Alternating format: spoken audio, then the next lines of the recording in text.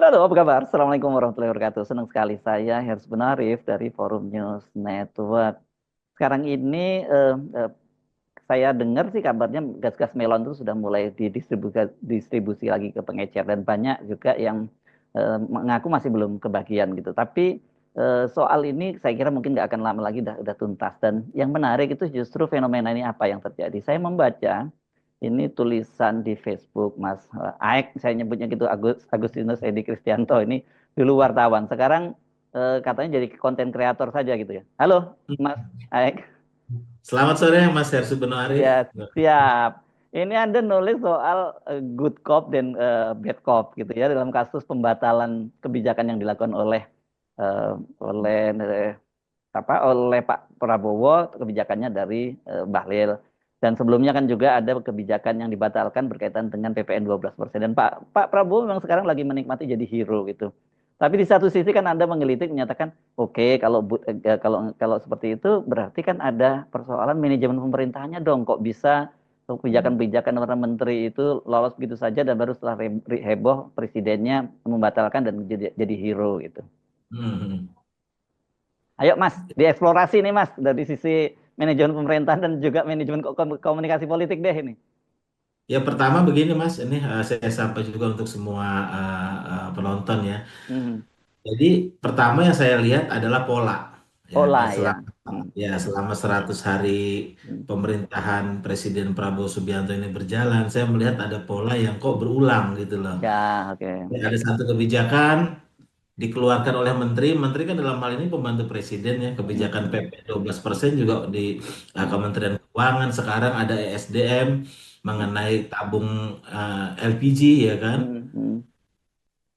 Tak lama kemudian ketika menuai protes di mana-mana Hmm. langsung muncul Hmm. pembatalan, pembatalan, pembatalan. Nah, saya jadi berpikir begini, makanya saya tulis tentang strategi polisi jahat, polisi baik ini ya, good cop, Hmm. bad Hmm. cop, ya Hmm. kan.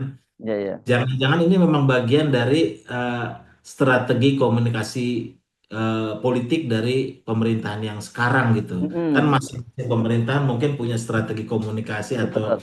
Hmm. politik pencitraan yang berbeda ya gitu. Tapi Hmm. saya lihat kalau polanya seperti ini kan kasarnya begini. Kalau dulu politik pencitraannya itu masuk gorong-gorong, kalau Yes. sekarang main pahlawan-pahlawanan gitu loh, Ya, ya. hero-heroan. Goro-goronya udah ditutup sekarang soalnya. Nah, betul. Nah, yang saya lihat pertama konsekuensinya gitu loh. Memang Hmm. ini tidak salah ya, sah-sah saja Hmm. memakai strategi good cop bad cop dalam komunikasi Hmm. politik seperti ini. Trump juga pakai, bahkan Hmm. Putin semuanya juga pakai. Yes. Dan Hmm. tujuan berbagai macamnya. Hmm. Cuma untuk kasus ini persoalan ini jadi dua saya lihat. Hmm. Satu, ini kan semoga aja dugaan saya salah, saya tulis Hmm. begitu. Hmm. Pertama, kalau benar kalau bahwa dugaan saya salah bahwa ini semua terjadi secara alami gitu ya. Hmm. Hmm. Berarti ini membuktikan ada manajemen pemerintahan yang buruk. Yes. Bagaimana antara presiden dan menteri ini tidak satu garis. Hmm. Ini Hmm. kan secara manajemen pemerintahan Hmm. dinilai suatu kekurangan ya. Hmm. Kalau itu misalnya anggapan saya salah bahwa ada Hmm. good cop Hmm. bad. Yang Hmm. kedua, bagaimana jika anggapan saya benar bahwa memang strategi itu dipakai gitu, Hmm. polisi jahat, polisi baik ya. Hmm. Justru itu makin parah, Hmm. menunjukkan bahwa kepuasan publik yang diperoleh oleh Prabowo terutama saat ini itu Hmm. dibangun di atas manipulasi, ya Hmm. kan. Saya Hmm. bilang seperti itu manipulasi untuk membentuk persepsi politik publik tertentu. Hmm. Jadi saya pikir yang perlu diperhatikan dari strategi ini Ya, dilema. Jadi dia betul. terjadi pun ada konsekuensi, dia tidak dilakukan ada konsekuensi. Ya. Saya nggak tahu tujuannya apa, tapi saya menganalisa begini, mengapa strategi ini perlu dipakai? Karena Hmm. saya melihat mungkin dari pihak Prabowo sendiri ya, timnya Prabowo ini menganggap bahwa secara citra masih terjadi defisit gitu loh. Jadi Hmm. masih ada citra yang tentang Prabowo yang mungkin masih dianggap negatif di masyarakat. Jadi ini bagian dari menabung citra positif gitu. Hmm. Hmm. Saya mungkin ada anggapan seperti itu. Tapi oke lah, itu kan kita bermain di tingkatan Hmm. persepsi. Hmm. Yang kedua adalah mengenai substansinya itu sendiri. Yang saya lihat bahwa ini menjadi penting dibicarakan karena good cop, bad cop ini terjadi untuk hal-hal yang krusial untuk perut masyarakat loh. Hmm. Mengenai PPN itu kan krusial, Ya, ya, apalagi ya. LPG. Kalau berulang, bagaimana? Karena ini strategi ini mengandaikan bahwa objek yang dijadikan pencitraan sebagai pahlawan ini sektor-sektor yang menyentuh langsung masyarakat gitu loh. Betul. Ya, seperti itu ya. Soal pajak, soal LPG.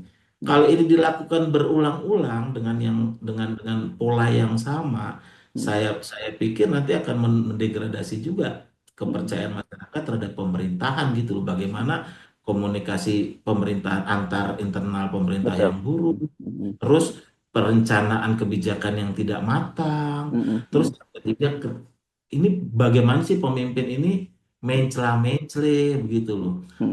Konsekuensinya akan panjang. Nah, itulah mengapa latar belakang saya menulis status yang baru ini, Mas. Ya, oke. Memang itu dilematis ya. Dia kalau ada betul kalau oke kalau betul itu maksudnya memang good cop bad cop, polisi jahat, polisi baik. Hmm. Berarti kan, tapi kemudian di satu sisi kalau orang bisa juga menyimpulkan yang tadi Anda sebutkan ya. Tuh kalau gitu Ya, Pak Prabowo ini bagaimana manajemen pemerintahannya dan itu juga sama bahayanya kan begitu ya. Dan kemudian betul. bad cop good cop itu kan nggak bisa terus menerus Hmm. dilakukan. Saya paling ini bisa digunakan satu dua kali lagi lah. Setelah itu orang udah mulai kalau orang Jawa nyebutnya jembek gitu ya. Iya, iya, iya. Jadi kalau yang poin yang kedua, saya kembali ya, oke Mm-mm. lah itu mungkin bagian dari strategi komunikasi politik yang menurut saya, dalam pandangan saya adalah blunder ya, Ya. blunder. Karena dampaknya juga, faktanya adalah ini kejadiannya seperti kalau kita lihat liputan-liputan kayak Reuters tahun 98 Mm. itu kan kelihatan sekali orang masyarakat itu mengantri beras. Mm-mm. Wah, itu kan ramai sekali tahun 98. Mm. Ya, sekarang juga pemandangan melihat orang di Jakarta mengantri melon itu membuktikan bahwa itu tidak baik itu bagi citra pemerintah sendiri Iya, gitu, iya. Mm. menggunakan data gitu. Tapi yang penting lagi adalah gini, saya ingin mengajak masyarakat itu kembali kepada poinnya bahwa tentang ini yang kita bicarakan saat ini subsidi. Mm. Sejak dulu saya menganggap bahwa subsidi itu patut diawasi karena di situ rentan korupsi. Mm. Duitnya besar, menyentuh langsung masyarakat, ya kan? Dan hitungannya yang jelimet. Makanya waktu kenaikan harga BBM juga saya protes dengan dalil yang sama ya. Sekarang LPG 3 kilo juga saya protes dengan dalil yang sama. Ada dua peristiwa dari pihak pemerintah yang saya amati sebelum LPG 3 kilo ini rame. Pertama, pernyataannya Menteri SDM ya bahwa subsidi tidak tetap. Jadi subsidi terhadap orang miskin yang subsidi LPG ini tetap. Tuh, Mm. itu saya amati. Yang kedua, pernyataannya Menteri Keuangan Sri Mulyani yang Mm. di Instagramnya kalau nggak salah ya, yang menyatakan bahwa seharusnya masyarakat itu membayar LPG 3 kilo itu 42.750. Ya. Tapi per tabung itu pemerintah mensubsidi 30.000 karena harga jual ecerannya itu sesuai aturan dipatok 12.750. Dalam hal ini dia mau bilang, Mm. nah, harusnya 42.750 loh. Ini Mm-mm. pemerintah 30.000 aja loh. Ya karena ini orang nggak suka luput memperhatikan ini karena kita menganggap karena yang ngomong ini Menteri Keuangan pasti benar lah. Karena yang ngomong pemerintah pasti benar. Atau karena hitungannya memang rumit. Tapi justru sebenarnya masyarakat itu jangan hanya terfokus pada aspek hero-heroan lah, pahlawan. Oh, ada pahlawan yang membatalkan. Bukan di situ masalahnya. Masalahnya di sistem dan regulasi yang sifatnya lebih kompleks gitu loh. Soal subsidi ini saya sebut makanya di tulisan itu adalah ruang gelap di dalam APBN yang potensial dimakan oleh para pemburu rente gitu loh, baik Ya. pejabat, usaha hitam dan sebagainya. Nah, untuk kasus LPG 3 kilo ini bahkan nggak bisa itu pernyataan Menteri SDM itu aja perlu dikritisi bahwa subsidi tetap. Nggak, subsidi tetap itu punya konsekuensi komunikasi yang perlu kita perhatikan. Dia mau bilang bahwa ini loh pemerintahan Prabowo Subianto tidak mengurangi hak masyarakat miskin kan kira-kira begitu dia Ya. mau Ya. ngomong. Mm. Padahal kalau dilihat apa namanya aturan dan realisasinya ya, Mm. tahun 2023 itu subsidi LPG 3 kilo itu besarnya 117 triliun. Tahun 2024 itu turun Mm. jadi 87 triliun. Mm. Tahun 2025 saat ini itu turun tetap 87 triliun. Jadi makanya saya pertanyakan, yang dimaksud tetap itu tetap dihitung dari mana? Karena ada faktanya adalah itu semua diatur dalam Perpres ya, Mm, peraturan presiden. Masyarakat itu sudah istilahnya dipangkas subsidi LPG-nya itu sebesar 25% lah ya, dari 117 ke 87 itu kan ya. Mm, pasal subsidi itu udah ada. mm, Dari situ aja saya anggap ya, kita perlu bongkar ya, kita sebutlah ini ketidakakuratan atau mungkin kasarnya jangan-jangan tidak jujur Anda. Anda harus katakan mm, fakta yang ya. sebenarnya bahwa Mm, subsidi udah dipangkas, subsidi LPG. Masyarakat yang berhak menerima ini sudah rela loh dipangkas dari 117 ke apa namanya 87 triliun. Itu satu kritik saya terhadap Menteri SDM. Yang kedua, ini nih yang sering dilakukan oleh Menteri Keuangan. Kita sudah berikan 30.000 per mm, tabung katanya mm, pemerintah. Ya, hitungannya itu seperti apa? mm, Bahkan saya baca audit BPK terbaru ya, audit BPK terbaru terhadap penyaluran LPG 3 kilo itu. Jadi yang dalam bayangan saya itu pemerintah itu kalau ngomong harus bisa dipertanggungjawabkan fakta maupun datanya. mm, 30.000 itu harus transparan karena ini angka yang penting ini. mm. Kok dia bisa bilang ini pemerintah udah berbaik hati kasarnya begitu, tiga Ya. puluh ribu tabung itu loh. Hitungannya apa? Itu yang nggak pernah disampaikan secara transparan kepada masyarakat. Entah melalui ini apa apa. Alasannya apapun ya, mungkin perhitungannya terlampau teknis atau apa. Tapi dengan kejadian yang setiap ada isu kenaikan BBM, subsidi ini berulang, rasanya perlu untuk mengkomunikasikan ini secara lebih sederhana. Pemerintah itu mengkomunikasikan sebetulnya apa sih Mm. komponen 30.000 itu. Nah, setelah saya telisik sendiri, saya pikir nggak 30.000 juga ya, Berapa itu, nggak Mas? bisa dibilang 30.000 ya. Ini memang hitungannya komplit. Makanya di tulisan yang terakhir itu, di status saya terakhir, saya menyinggung aja dulu. Saya Mm, mau memancing pihak pemerintah untuk menyatakan karena komponen pembentuk harga subsidi itu kan kompleks. Ada harga jual eceran memang mm, dipatok 12.750. mm, Terus harga jual eceran itu pun dipotong, ada PPN-nya. mm. Terus ada margin agen. Ya. Nah, ada margin agen. Terus dipurangkan lagi dengan harga patokan tergantung harga LPG dunia ya, Saudi Aramco. Terus ada juga distribusi dan penyimpanan. Nah, persoalannya kalau kalau sejauh informasi yang saya terima ya, untuk distribusinya pun rantainya pun Panjang ya. menurut saya panjang ya. Mm, mm, Mulai dari pembelian gasnya di Timur Tengah, mm, mm, penyewaan kapal tanker, turun ke bawah dan sebagainya. Dan melibatkan dua instansi yang berbeda loh. mm, Tahap 1 sampai 3 itu melibatkan misalnya PT Pertamina Shipping ya, anak mm, perusahaan Pertamina yang ini, terus ke mm, bawah Patra Niaga. Nah, ruang gelap ini yang saya minta pemerintah itu menjelaskan, mm, terutama pada bagian kan itu banyak tuh di setiap tingkatan, saya duga banyak lah komisi, fee mm. dan sebagainya, itu Yes. kan gelap. Mm, Saya nggak mau itu masyarakat tuh menelan mentah-mentah ucapannya pemerintah bahwa nih kita udah kasih 30.000 loh, loh ini loh ya, ya, subsidi. ya. Aku Mm, jangan. mm, Nah ini yang mulai sekarang ini harus terus diteliti hitungannya seperti apa. mm. Ini Ya. saya amati ya dari sejauh ini mulai dari setiap isu kenaikan BBM dan LPG, hal ini tidak pernah.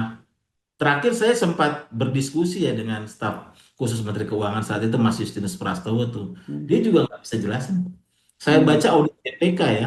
Audit BPK itu kebanyakan fokus pada penyaluran ya. Saya mau dalam bayangan saya nih hulunya juga diperbaiki. mm, Apa betul 30.000? Jangan-jangan nggak segitu.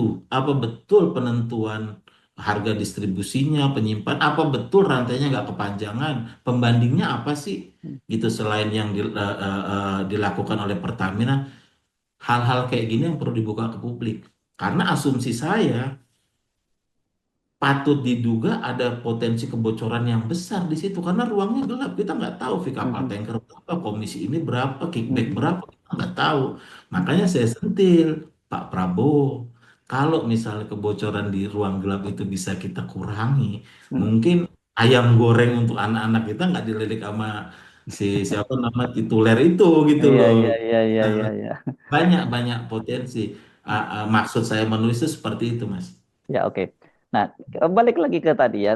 Kalau kita ngomong dari sisi, kan ini berkaitan semua tadi itu berkaitan dengan citra yang kelihatannya citra positif ingin dikejar oleh pemerintah kan. Bagaimanapun kan Pak Prabowo sejak awal ketika membuka rapat kabinet paripurna pertama kan juga menyatakan bahwa dia ingin agar APBN itu sepenuh-penuhnya untuk kesejahteraan rakyat. Ya kan gitu, Hmm. dan proyek-proyek mercusuar itu dikurangi, bahkan dipangkas kalau perlu gitu. Sekarang terjadi pemangkasan-pemangkasan. Nah ini tentu saja kaitannya ketika Pak Prabowo sedang melakukan langkah itu, kemudian muncul kasus LPG ini kan itu memberantakan semua eh, apa program-program bagus dalam tanda yang dilakukan oleh Ya, Pak Prabowo kan, program ya. populis yang dilakukan oleh Pak Prabowo kan gitu. Ya, program populis juga harus dikelola atau Ya. dilakukan manajemen yang baik kan prinsipnya Hmm, itu. hmm, Mau program sepopulis apapun, pemerintahan ini harus menunjukkan, presiden ini harus menunjukkan bahwa ia seorang pemimpin hmm, yang kuat dan berpihak kepada masyarakat. Persoalannya dalam dua kejadian ini antara soal PPN 12% dan hmm, LPG sekarang itu kan menunjukkan hal yang sebaliknya, ya, manajemen pemerintahan yang buruk dan ini. hmm, Dari sisi masyarakat, masyarakat sipil, masyarakat umum ya, saya hmm, lihat heboh ini meminggirkan satu satu hal pentingnya yang harusnya hmm, ditonjolkan ya, diskusi publik tentang perumusan kebijakan. Jadi kebijakan itu kan dalam perumusannya kan harus partisipatif, Mas. Jadi ya, kebijakan itu apalagi menyangkut perut masyarakat langsung ya, hmm, seperti LPG, pajak, beras dan sebagainya. Itu kan mensyarat dalam pemerintahan yang baik ya, hmm, mensyaratkan adanya partisipasi publik gitu. Tapi ya, sekarang ya, sejak kita selalu heboh terus tiba-tiba muncul ya semangat pahlawan dan sebagainya, hmm, hampir tidak ada tuh. Nah, saya bertanya nih, hmm, ini kebijakan-kebijakan penting ini mau dirumuskan dengan melibatkan partisipasi masyarakat yang luas hmm, atau mau ditutup-tutupi dengan cara-cara heboh-heboh seperti ini nih, heboh-heboh buzzer. hmm, hmm, Itu hmm, sayang sekali, Mas. Harusnya kebijakan distribusi LPG, penentuan subsidi dan sebagainya itu kan dari bawah, Mas. Dari hmm. bawah, tertata, ada partisipasi dari masyarakat lintas sektor gitu loh. Nah, ini kan yang hilang nih. Yang ada sekarang di berita adalah heboh. Ya, ya, Heboh ya, ya. Hmm. itu salah satu kerugian besar dalam kehidupan berbangsa dan bernegara saat ini Oke. akibat ekses negatif dari ya good cop bad cop itu tadi. Ya, ya. Tapi kan begini ya, saya kira mungkin kita tidak boleh terlalu naif dan belajar dari pengalaman pada era Jokowi. Eranya Pak Jokowi itu semua kebijakan itu kan ya kalkulasinya pada elektoral pada ujungnya. Yang itu Ya, yang dimainkan oleh lembaga survei dengan tingkat kepuasan publik. Selalu itu kan yang ya. digunakan gitu. Apakah Anda melihat tidak ada paradigma yang berbeda pada eranya Pak Prabowo? Jadi artinya begini, yang saya inginkan mungkin Pak Prabowo betul ingin tulus melakukan itu, tetapi karena pemerintahnya Pak Prabowo ini tidak sepenuhnya bisa dikendalikan oleh Pak Prabowo, masih banyaknya orang Pak Jokowi, itulah yang terjadi. Kira-kira begitu, gimana itu menurut Anda? Ya, ini kan kita juga harus fair untuk menilai bahwa secara formal Pak Prabowo ini baru memimpin ini kan 100 hari Iya, sekian ya. Jadi iya. kita belum bisa menilai.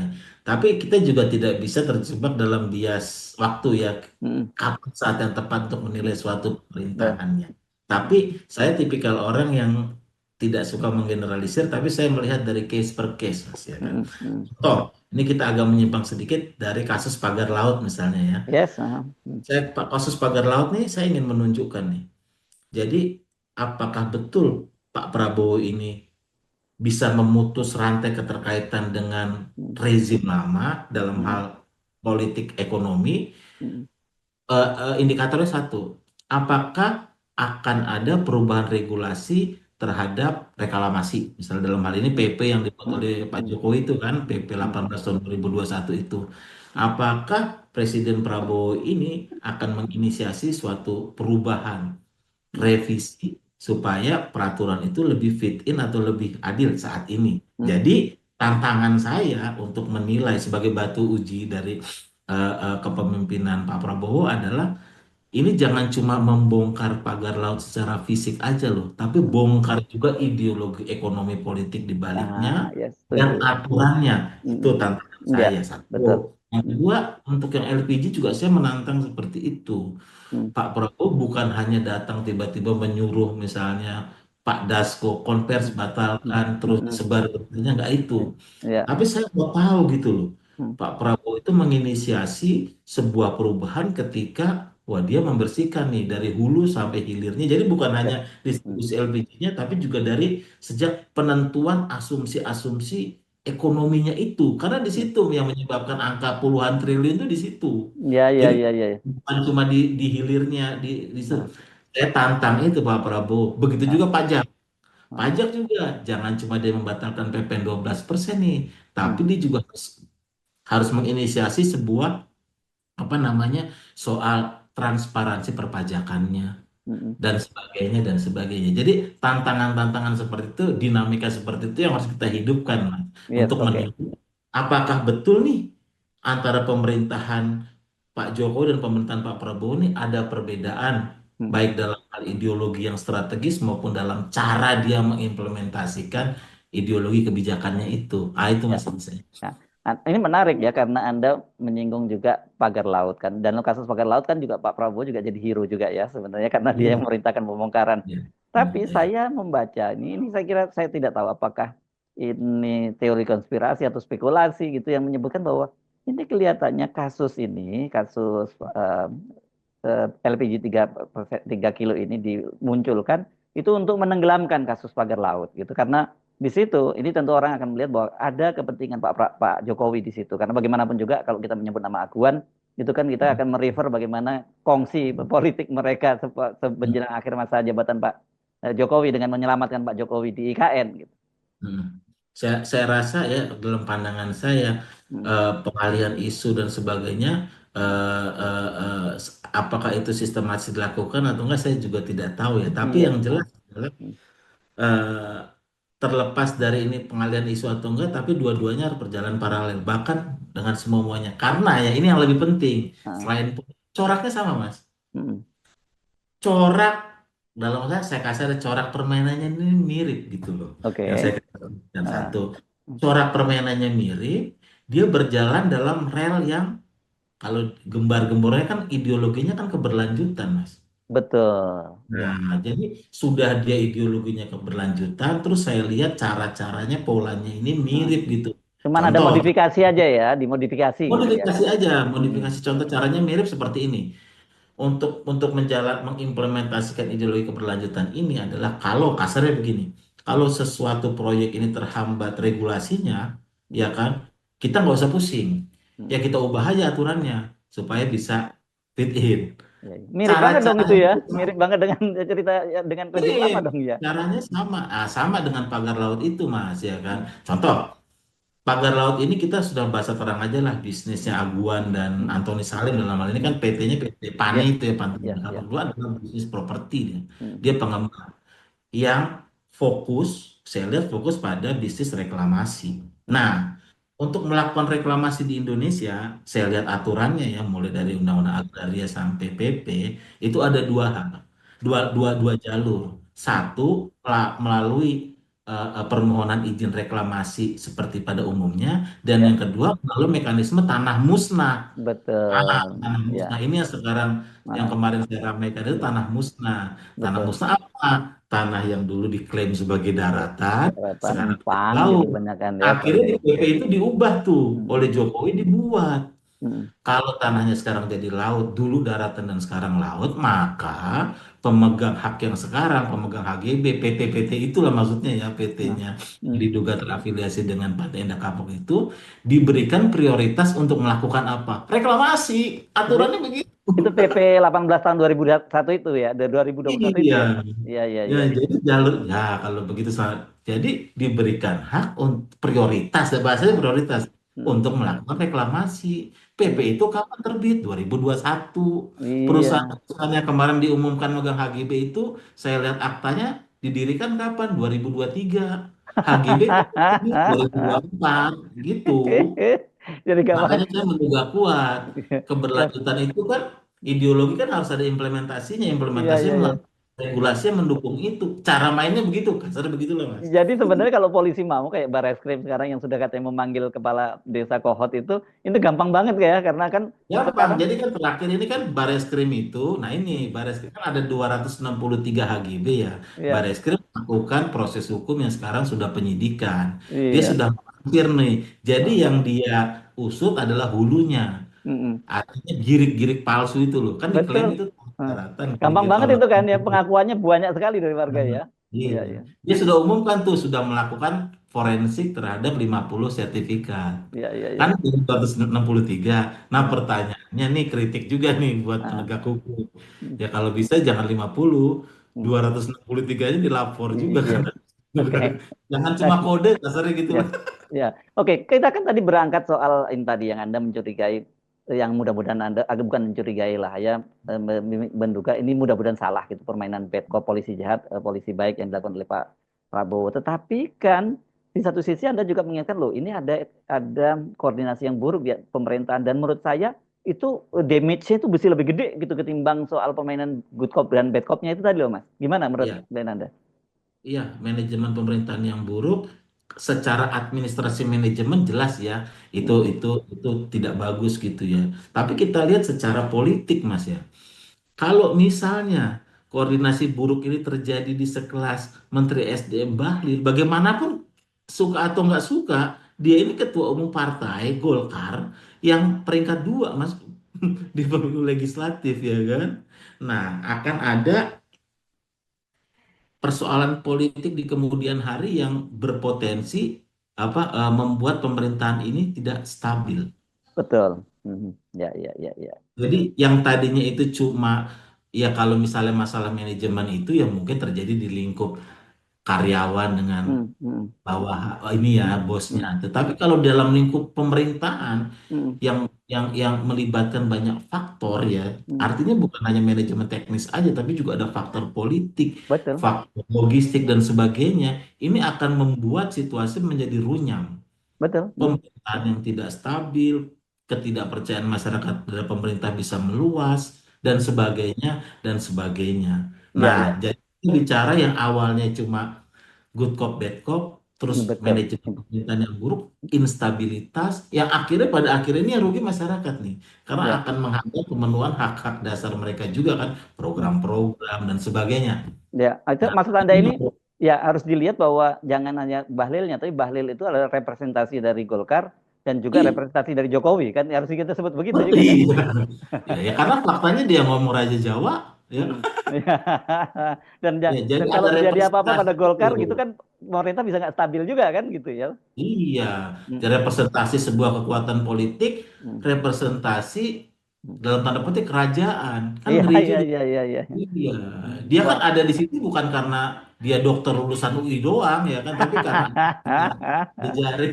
Runyam dong Mas, ini kayak buah si malakama dong sebenarnya ya. Iya, Ya. ya tentunya seperti buah si malakama ya akhirnya itu pada ujungnya Pak Prabowo harus menjawab pertanyaan penting ini Mm-mm. sebenarnya keberlanjutan yang ada di dalam kepala dia ini apa? Mm-mm. Keberlanjutan itu apa? Dia harus diskusikan apakah berlanjut mentah-mentah atau berlanjut pura-pura tapi tidak berlanjut. Ini kan banyak tafsirannya. Mm-mm. Ujiannya di situ karena Ya. diakui atau juga dalam pandangan saya ya Mm. yang namanya disebut cawe-cawe Mm. dari Presiden mantan Jokowi itu ya masih Mm. kental sekali gitu. Ya, ya, ya, ya. Tapi kan Cawe-cawe. masalahnya Pak Prabowo kan pernah ketika bertemu dalam apa acara yang putranya Pak Hatta Rajasa menikah dengan menantunya, dengan cucunya Pak JK kan tanya cawe-cawe itu apa? Pak Prabowo kan nggak tahu. Dan bertanya Ya pada Mas, Pak Jokowi. Pak Prabowo ini orang Jawa, ya, tinggal di Jawa. Cawe-cawe nggak tahu. Bahkan cawe-cawe ini saya belum cek juga. Mungkin sudah masuk dalam KBBI ya. Oh gitu Dia ya. berhal itu ya masa kita sepolos itu menerima bahwa benar-benar Pak Prabowo nggak tahu gitu.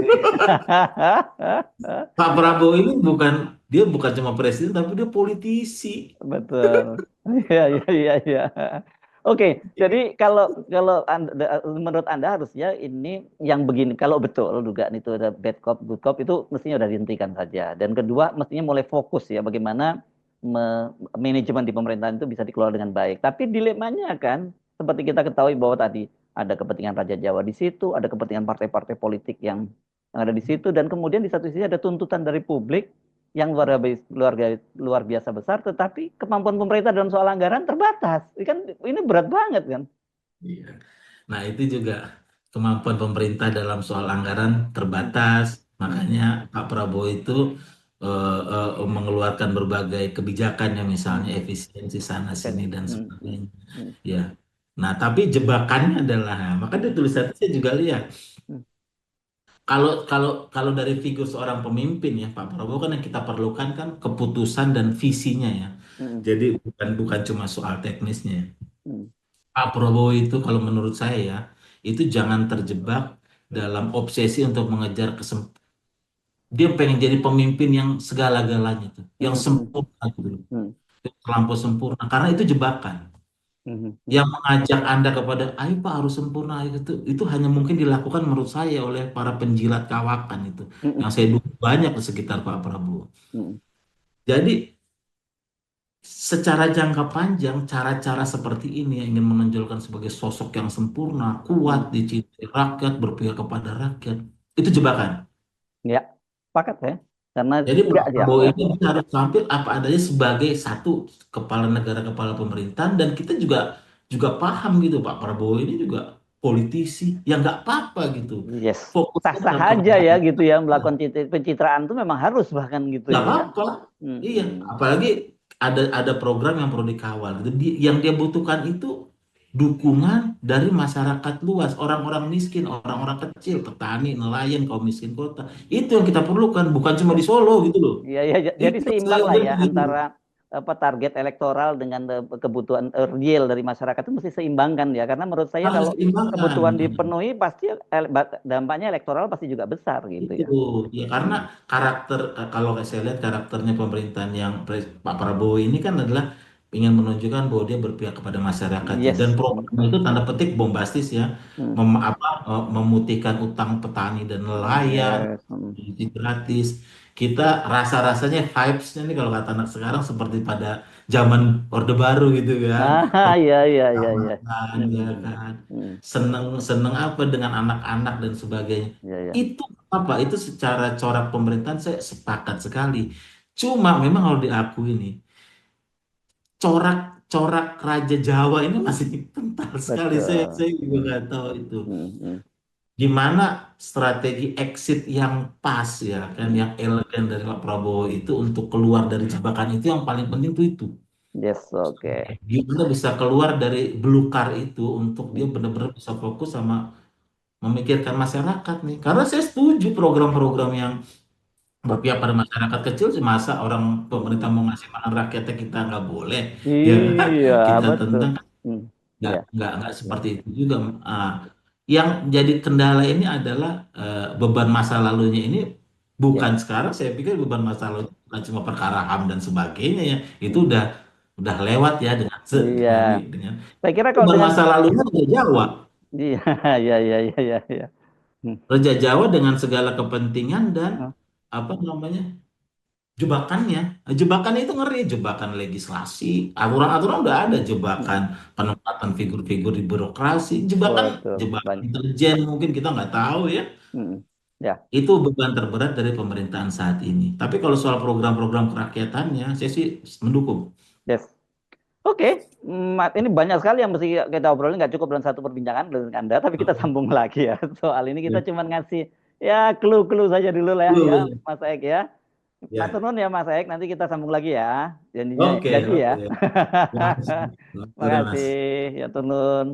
Ya, oke, demikian tadi perbincangan saya dengan Mas Agustinus Edi Kristianto yang saya biasa panggil Aek. Sekarang katanya bukan wartawan lagi, konten kreator.